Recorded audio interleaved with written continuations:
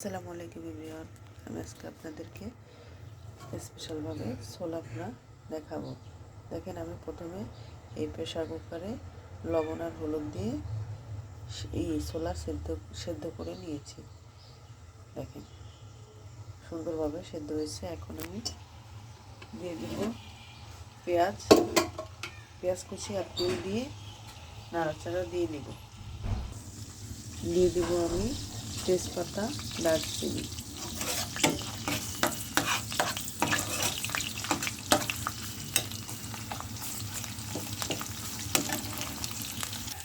দিয়ে দেবো এলাচ। এখন দেবো বাটা মশলা, রসুন বাটা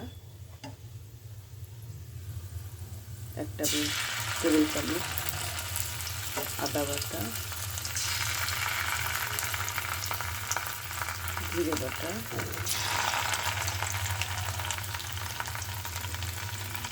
সামান্য পরিমাণে পেঁয়াজ বাটা,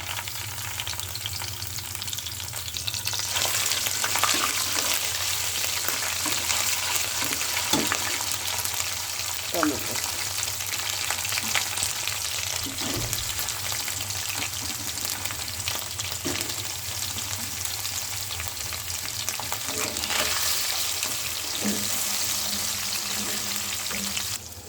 মশলাদার করতে চাইলে এভাবে আলু সিদ্ধ করে তারপরে গলিয়ে এভাবে করে দিয়ে দেবেন, তাহলে টেস্টটাও অনেক সুন্দর আসবে, আবার আপনার মশলাদারও হবে ছোলাটা।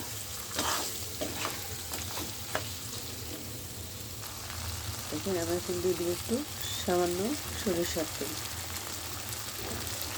ভালো করে নাড়াচাড়া দিয়ে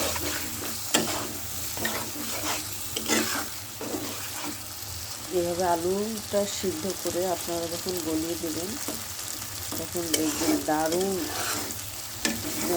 টেস্টটা বেড়ে যাবে।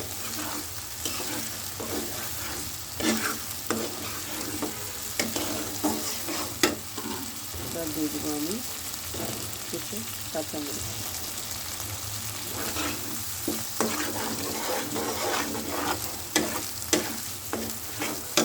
এখন আমি সিদ্ধ ছোলাটা দিয়ে দেব।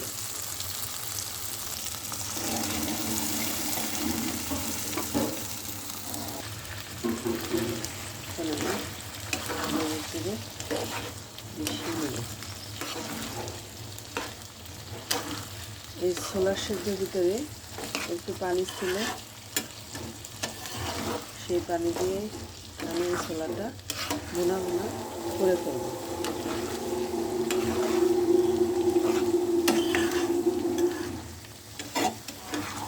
একদম রেস্টুরেন্টের মতো ভুনা মশলাদার ছোলা ভুনা।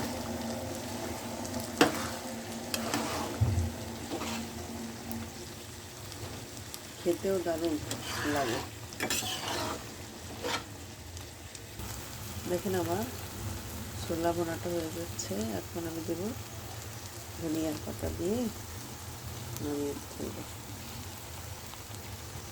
এভাবে একবার ট্রাই করে দেখবেন, আর ভিডিওটা ভালো লাগলে অবশ্যই লাইক, কমেন্ট, শেয়ার করবেন।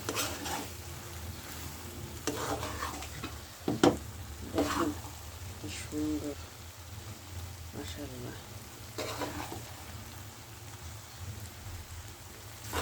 এইভাবে আপনারা একদিন ট্রাই করে দেখবেন, অসম্ভব ভালো লাগার ভুনার ছোলা। মুড়িতে যখন মাখিয়ে খাবেন খেতে দারুণ।